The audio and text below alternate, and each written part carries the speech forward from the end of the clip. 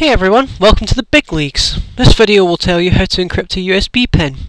Now if you wish to store a large amount of encrypted data, it would probably be easier to encrypt an entire USB pen to carry around rather than using file lockers. It's actually a lot easier than it sounds. You can still use key files as well, but they would have to be stored on another USB pen, although I wouldn't recommend keeping both pens together just in case anyone figures out what's on it. Here's how to make one. Now you need to open TruCrypt and click Create Volume. And then you click Encrypt a non-system partition or drive in the radio button, and then you click Next, and then you accept the UAC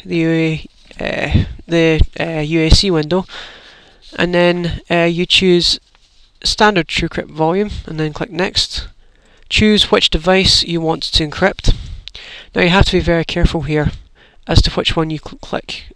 Make sure, double check and triple check before start encrypt it, because you may end up losing all of your data or corrupting your Windows, which wouldn't be very good. And then you click Next. Then it will do a couple of calculations, and then you choose if there's nothing on that drive, then you can click Create Encrypted Volume and format it. But if there is stuff on that drive that you want to encrypt immediately, you choose Encrypt Partition. But don't worry, don't do that unless you really have to, because it can be really slow. Click Next. Choose your encryption options. If you're having a USB pen, you should probably use the strongest one possible, AES2 Fish Serpent. Choose. You can't actually choose the volume size because it's dependent on the size of your USB pen. Click Next. Choose a password. ABC123.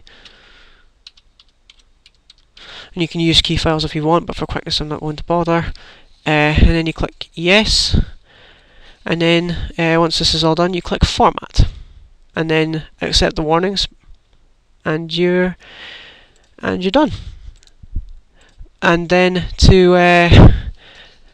just ignore that, that's just Windows being retarded. And then what you need to do to mount it is you click Auto Mount Devices, and enter the password ABC123, choose the key files or whatever if you're using them, and then you have your file locker. Thank you very much for watching. Stay tuned for next week, and then we'll learn how to create hidden volumes within a volume. Thanks for watching.